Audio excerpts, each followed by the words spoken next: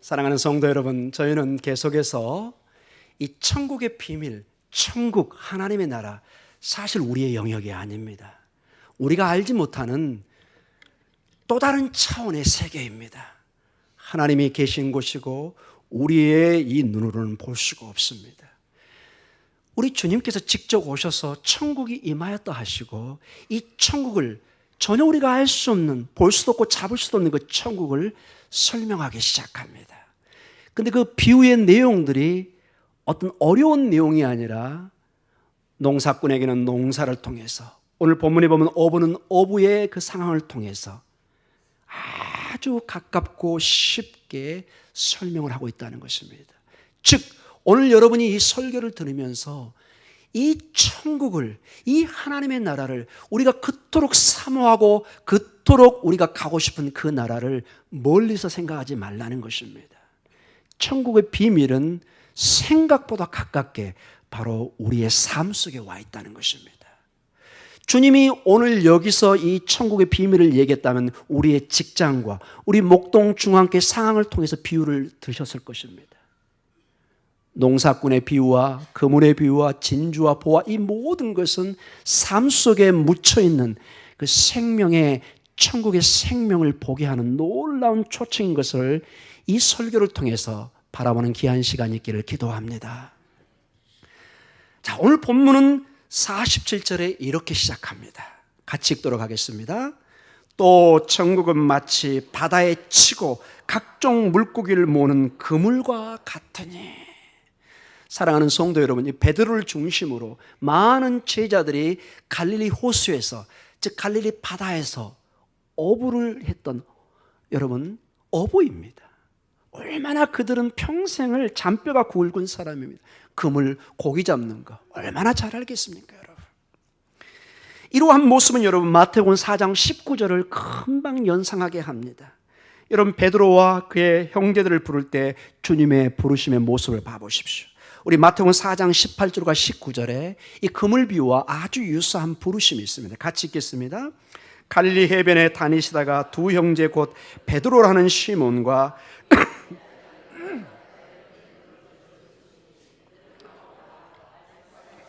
나를 따라오라, 내가 너희를 사람을 낚는 어부가 되게 하리라 하시니라. 아멘. 사람입니다. 전체를 포함합니다. 누구도 구별되어 있지 않습니다. 즉 오늘 47절에 각종 물고기, 어떤 물고기도 제외가 되어 있지 않습니다. 모든 걸 포함합니다. 모든 사람을 낚는 어부로 나와 있습니다.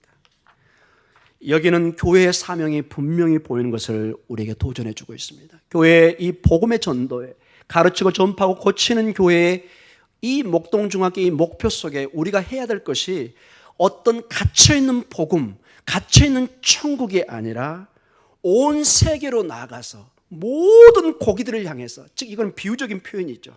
각종 고기, 그 어떤 것도 우리가 구별할 수 없는, 그래서 저 동남아에, 유럽에, 남미에 그 어느 것도 복음이 필요한 것은 가서 복음을 전해야 되는 이 사명을 우리에게 일깨워주고 있습니다.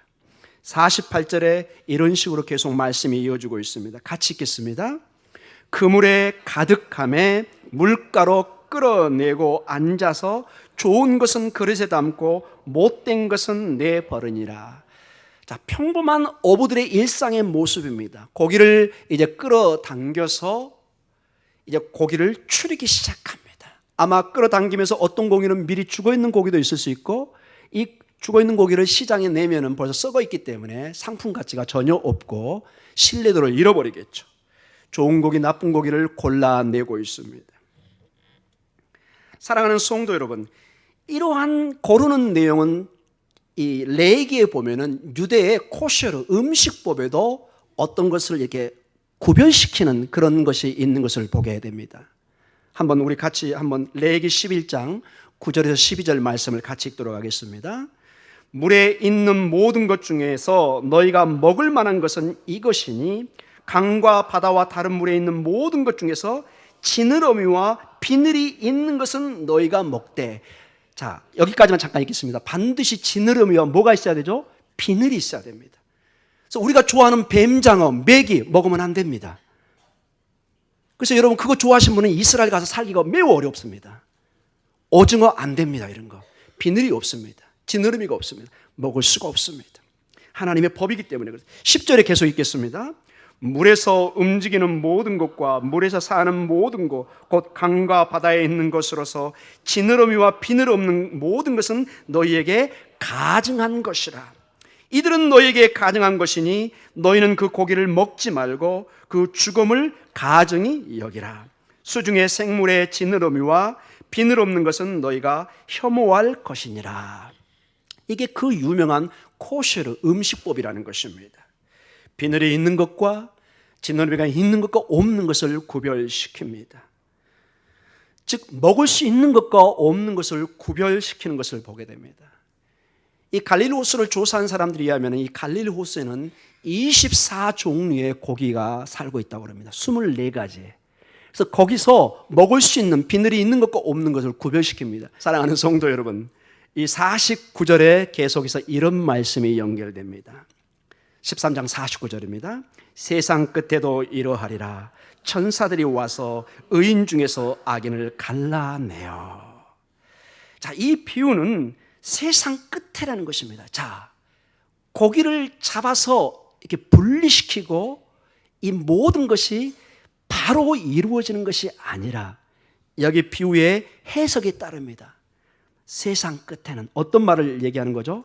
종말에 마지막 때 이 일을 하라는 것입니다. 자, 어부들과 그래서 이것이 좀 다른 점입니다. 어부는 즉각 잡아서 시장에 팔아야 되기 때문에 바로 분리 작업을 합니다. 신선할 때. 그러나 하나님 나라의 비유를 할 때 이 분류 작업을 너희가 하지 말고 누가 한다는 거죠? 하나님께서. 종말은 하나님께서 한 것입니다. 하나님께서 이걸 분리해서 세상 끝날에 이 일을 하신다고 말씀하십니다. 마지막 때의 심판도 의인이 악인으로부터 분리되는데 이 내용이 13절 50절에 나와 있습니다. 오늘 마지막 절입니다. 우리가 보는 같이 읽겠습니다. 풀무불에 던져 넣으리니 거기서 울며 이를 가리라. 즉 악인의 종말의 운명이 비참한 것을 말씀해 주고 있습니다. 자, 우리의 최대의 관심은 그래서 여기서 우리가 한 가지 중요한 것은 이 모든 것이 종말에 이것이 분리되어서 하나님의 심판을 하고 있다는 것입니다. 그 얘기는 이게 천국의 비밀이고 우리 교회에게 제자들에게 주신 말씀이라면은 지금 우리의 삶에 이렇게 가르는 작업을 하라 말라 하지 말라는 것입니다. 우리가 이미 가라지에 비유해서 가라지를 뽑으라 뽑지 말라 하셨습니다. 이건 제 명령이 아니라 주님이 말씀하셨습니다. 아스라 내 제자들아, 지금 너가 뽑을 시간이 아니다. 내가 마지막 때 수확 시기에 그 가라지를 잘라서 단으로 만들어서 불에 던질 것이다. 너가 할 일이 아니다. 그 얘기는 지금 우리 교회에 할 일은 이런 심판의 기능이 아니라 복음을 전해야 되는, 씨를 뿌려야 되는 이 사명에 집중해야 된다는 것입니다. 이 말씀을 굉장히 여러분 잘 이해하셔야 됩니다. 와, 오늘 나왔으니까 오늘 우리는 그냥 재판관이 돼서 교회를 다 심판해야 되겠다. No, 그것은 새로운 차원의 해석이 필요한 것을 보게 됩니다. 자, 일부 예배 때 얘기했지만 이제 벌써 58분이고 이렇게 설교가 끝나면 너무 은혜스럽겠죠. 그러면은 제 책임을 다하지 못하는 것입니다. 밤을 새서 일주일 동안 준비한 것이 한꺼번에 날아가 버립니다. 조금만 인내하시고 두 가지 중요한 점을 이 본문을 통해서 여러분과 나누기를 원합니다. 많이 고민을 했고 정말로 우리가 깊이 도전을 받아야 할 어떤 도전이 이 비유 속에 있습니다. 자, 다시 이 그물과 어부의 상황으로 돌아오겠습니다. 여러분, 이 갈릴리 호수는 제가 거기서 한 7년 가까이 있으면서 많이 보았고 두 가지 방법으로 지금이나 그 당시에 고기를 잡습니다. 먼저 투망식 방법입니다. 투망 뭐죠? 혹시 고기 잡으신 분 아시나요? 긴 그물이 아니라 작은 그물로 가서 그냥 확 개인이 들고 가서 던져서 고기꾼들이 왔다 갔다 하면 거기에 확 던져가지고 확 잡는 것입니다. 표현이 확 나오네요. 예, 투망의 특징이 그렇습니다. 간단하게 생겨서 이거를 혼자 이렇게 들고 다닐 수가 있습니다. 왜? 크지 않기 때문에. 그래서 거기에 앞에 이렇게 어른거리면 거기에 던져서 그 부분에 있는 고기만을 딱 잡아냅니다.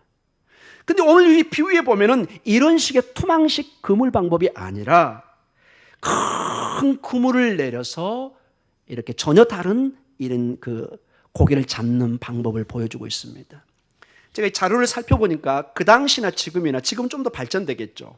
이 그물의 크기가 250m에서 450m 정도 됩니다.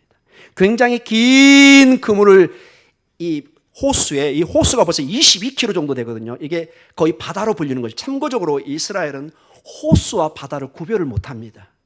워낙 바다 근처에 살지 않아서 호수도 바다로 불렀습니다. 그래서 갈릴리 호수, 갈릴리 바다 동시에 쓰이는 단어입니다. 실제 여러분이 가보시면 이 호수가 폭이 약 한 13km, 길이가 한 22km 정도 되는 어마어마한 크기의 호수입니다. 깜짝 놀랄 정도로. 거기에 250에서 한 450m 정도 그물을 들여가지고 이거를 끌고 갑니다. 배 하나가 끌고 가든지 아니면 배 두 척이 양쪽으로 끌어서 여기에 걸리는 모든 고기를 다, 각종 물고기를 다 잡아들이는 것입니다. 이 방법에 고기 잡는 것을 오늘 주님이 말씀하고 있는 것입니다. 그래서 이 그물에 걸리는 모든 고기를 구별하지 않고 다 잡아들이는 것입니다. 참고적으로 여기서 그물은 천국입니다. 이 천국에 어떤 것도 구별하지 않고 다 천국 안으로 끌어당긴다는 것입니다. 여기서는 앞선 씨 뿌리는 비유처럼 여러분 씨 뿌리는 비유에도 돌발작, 저기 엉겅퀴, 여러 옥토, 여러 상황 속에 구별하지 않고 씨를 뿌리는 모습을 보여주고 있습니다. 은혜이고 관대한 씨 뿌린 자의 모습입니다. 오늘 그물 비유에도 하나님의 은혜롭고 풍성한 구별이 없는 고기 잡는 모습을 보여주고 있습니다. 오늘 47절을 다시 한번 보도록 하겠습니다. 13장 47절 시작. 또 천국은 마치 바다에 치고 각종 물고기를 모으는 그물과 같다. 이 그물이 천국입니다. 대개 고기가 잡히면 나는 재수 없구나 이런 뜻이 아니라 여기서는 천국이기 때문에 이 천국에 들어가는 것은 모두의 소망이고 기쁨이죠. 근데 각종 물고기, 이 해석은 조금 더 본문의 원어에 주의 깊게 봐야 될 점이 있습니다. 참고적으로 47절의 이 물고기는 우리의 해석이고 헬라 단어는 물고기라는 단어가 없습니다. 그럼 어떻게 물고기가 나왔을까요? 여러분, 이 큰 그물에 걸려드는 그것이 뭘까요? 물고기 외에 없죠. 그래서 여기를 물고기로 우리가 해석을 해주는 것입니다. 원래 뜻은 각종 종류를 다 함께 모은 것, 이런 뜻으로 뜻이 되어 있습니다. 하나도 예외 없이 이 그물에 모든 것을 함께 모은다는 것입니다. 그 안에 뭐가 지금 가득한 거죠? 고기가 가득한 것입니다. 그래서 이거를 각종 물고기로 우리가 번역을 해놨습니다.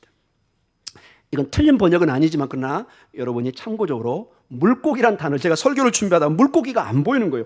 이거 이상하다. 그렇게 해석한 걸 제가 보았습니다. 하나님의 그물은 강조점이 모든 걸 다 포함하고 있다는 것입니다. 하나님의 천국은 누구도 구별하지 않습니다. 주님께서 사역을 하시면서 사람들을 모으실 때 여러분 절대로 우아한 사람, 엘리트, 권력자 그 사람들에게 집중하지 않았습니다. 또한 반대로 어떤 가난한 자 이런 사람에게만 집중하지 않았습니다. 그에게 나아가는 모든 사람을 다 환영하셨습니다. 죄인들을 부르셨습니다. 세금을 거두는 세리장인을 거뒀습니다. 창녀를 환영했습니다. 로마 백부장, 유대인들이 그토록 싫어하는 이방인의 책임자를 하나님이 부르셨습니다. 문둥병자, 사회에 완전히 격리된 그 질병을 가진 사람도 주님이 환영했습니다. 각종 질병에 들린 사람들을 환영했습니다. 이방 여인들을 환영했습니다. 귀신 들린 자를 주님이 환영했습니다. 어린 아이들을 다 환영하셨습니다. 예수님을 배신한 제자도 환영했습니다. 그건 누구죠? 가룟 유다입니다. 심지어는 예수님을 부인한 비겁한 제자인 누구죠? 베드로도 주님이 부르셨습니다. 심지어 그를 죽이려고 음모를 꾸몄던 바리새인까지도 주님이 환영하는 것을 보게 됩니다. 즉 주님의 그물 천국에는 모두를 다 끌어당기는 것입니다. 아멘. 얼마나 감사합니까 여러분. 그 그물에 우리가 빠져나간다면 얼마나 여러분 불행한 일이겠습니까 여러분. 아마 이 복음서를 썼던 마태 저자의 공동체도 다양한 성도들의 구성원이 있었을 것입니다. 우리 교회 공동체는 어떻습니까 여러분? 우리 교회도 이러한 다양성을 마주하고 있습니다. 연령도 다르고 환경도 다르고 직장도 다르고 교육 수준도 다르고 다 다양한 조건을 가지고 있습니다. 우리에게 상당한 도전적인 얘기입니다. 여러분, 성격도 다릅니다. 음식 먹는 습관도 다릅니다. 예배드리는 스타일도 다릅니다. 기도의 스타일도 다릅니다. 그러나 우리가 명심해야 될 것은 우리 모두가 서로 부족한 자이고 죄인이었다는 것을 바라보고 서로를 인정해 줘야 되는 것입니다. 우린 때로는 유혹을 받습니다. 밭에 있는 가라지를 빨리 뽑아서 정리를 해야 될 것 같다. 어부는 저 그물에 잡힌 고기를 빨리 나쁜 고기하고 좋은 고기를 골라서 빨리 이것을 정리하기를 유혹을 받습니다. 왜냐하면 여러분, 놀랍게도 이 면에 대해서는 하나님보다 우리가 더 촉이 빠릅니다. 우리는 금방 공동체 누가 가라지인지 누가 나쁜 고기인지를 금방 알아봅니다. 놀랍도록. 여러분, 동의가 되십니까? 잘 동의가 안 되시네요. 근데 놀라운 게 내가 상대방을 가라지로 나쁜 고기로 여기고 있으면 그 상대방은 동시에 나를 가라지로 나쁜 고기로 생각하고 있다는 것입니다. 너무 서로 이걸 잘 알고 있습니다. 사랑하는 성도 여러분, 그러나 우리는 명심해야 됩니다. 가라지를 잘라내어 불에 던져버리는 시간이 따로 있습니다. 악인을 갈라내어 풀무불에 던져놓는 시간이 다가오고 있습니다. 근데 중요한 게 뭐냐? 이 심판의 사역은 여러분과 제가 아니라는 것입니다. 이것은 하나님께 속한 것입니다. 오직 종말에 하나님께서 고르시고 불에 던져 심판하십니다. 심판은 하나님께 속한 것입니다. 우리 따라하겠습니다. 심판은 하나님께 속한 것이다. 이게 이 본문에서 얘기하는 것입니다. 우리가 고기를 가르면 안 돼요. 이 유혹이 있지만 참으셔야 됩니다. 아세라, 내 아들, 딸들아, 지금은 아니다. 지금은 아니다. 그래서 우리는 함께하는 성도들을 쉽게 정죄하거나 영원토록 저주해서는 절대로 안 됩니다. 여러분. 그들을 쉽게 거절하거나 그룹에서 배제해서도 안 되는 것입니다. 우리는 할 수만 있으면 모두를 위한 희망을 보셔야 됩니다. 사랑을 보셔야 됩니다. 하나님의 형상을 보셔야 됩니다. 이러한 주님의 은혜에 우리가 충만해서 옆 사람을 보면은 굉장히 괜찮은 면이 보이기 시작합니다. 굉장히 좋은 점이 보이기 시작합니다. 여러분, 그 비즈니스에게도 그런 게 있죠. 어제의 원수가 오늘의 친구가 됩니다. 때로는 오늘의 친구가 내일의 원수가 될 수도 있습니다. 여러분, 장담하지 못하십니다. 사랑하는 성도 여러분, 어차피 그런 세상의 원리라면 우리는 사랑하는 것을 택하기를 원합니다. 우리가 이 고난을 가지고 있지 않다고 주님이 분명히 말씀하고 계십니다. 사랑하는 성도 여러분, 이러한 하나님의 풍요함과 하나님 나라의 이 놀라운 은혜로 이 초대를 거절하고 이 은혜의 세계에 거리를 두는 사람, 이 하나님의 그 그물에 다 각종 고기를 모아서 하나님 나라로 초대하기를 원하시는 이 하나님의 마음을 이해하지 못하고 내가 나서서 하나님의 일들을 해가는 그러한 교회의 사역은 반드시 마지막에 바로 내가 상대방을 골라서 불에 던질 때 주님이 마지막에 나를 불에 던질 수 있다는 것을 명심하셔야 됩니다. 내가 심판자 노릇하면 마지막에 진짜 심판의 주인이 나를 심판하십니다. 명심 또 명심하십시오. 이게 오늘 비유의 아주 무서운 경고입니다. 이러한 사람은 스스로 믿음의 공동체에 분리되어 마지막 불의 심판을 받을 것을 보여주고 있는 것입니다. 절대로 여러분 공동체를 깨뜨려서는 안 됩니다. 이건 여러분의 공동체가 동시에 하나님의 공동체고 우리의 공동체입니다. 여러분이 절대로 함부로 할 수 있는 공동체가 아니라는 것입니다. 사랑하는 성도 여러분, 더욱이 예수님께서는 이 놀라운 천국의 은혜와 풍성함을 지금 이곳 이 땅에서 체험해 보라고 말씀하고 계십니다. 이 천국이 전체적인 내용을 보면은 미래형으로 쓰질 않고 있어요. 천국은 하고 현재형으로 다 나옵니다. 천국은 이렇게 될 것이다, 이런 말을 쓰지 않습니다. 즉 주님께서 가져온 천국은 마지막 때 완성될 천국이지만 반드시 지금 우리의 삶 속에서 체험되어야 된다는 것입니다. 이것이 이제 두 번째 우리에게 중요한 도전의 말씀입니다. 사랑하는 성도 여러분, 이 천국이 이렇게 체험될 수 있다면 당장 질문이 가야 될 것입니다. 목사님,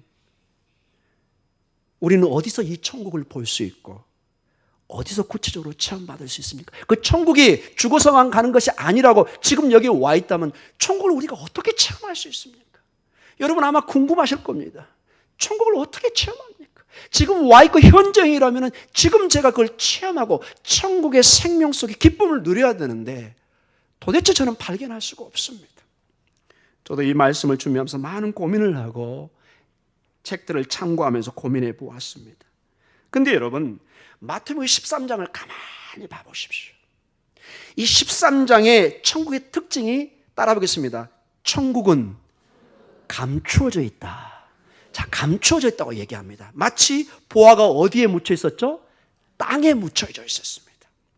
값진 진주는 그냥 확 나타나는 것이 아니라 이 진주 장사가 찾고 또 찾고 찾는 가운데 가장 값진 진주를 발견하였습니다. 쉽지 않은 것입니다. 오늘 그물의 고기는 어디에 있었죠? 바다 속에 있습니다. 바다 위에 있는 고기, 그 이상한 고기입니다, 여러분. 저 안에 있어서 잡기가 어려운 것입니다. 모든 게 감추어져 있습니다. 그래서 여러분, 이 천국의 비유를 들으면서 우리가 약간 오해를 합니다. 어떤 오해느냐? 천국은 감춰져 있기 때문에 숨겨져 있어서 이 천국을 발견하고 경험하는 것은 일부 기술이 있는 사람, 전문가나 발견하는 것이고, 아니면 로또식으로 행운을 받은 사람, 그냥 복권을 샀는데 그냥 100억, 200억 그냥 탁 당선이 되는 것처럼, 당첨이 되는 것처럼 천국도 그런 식으로 발견되는 것이 아닙니까? 이렇게 오해를 하는 경우가 있습니다. 이게 많은 이단 중에 영주지라는 이단은 특별한 지식을 강조했습니다. 그래서 그 지식을 가져야만이 이 천국의 비밀을 풀 수 있다고 그들은 얘기했습니다. 그는 전부 다 오해입니다. 이 본문을 통해서 보면 신비한 하나님의 가르침이 있습니다.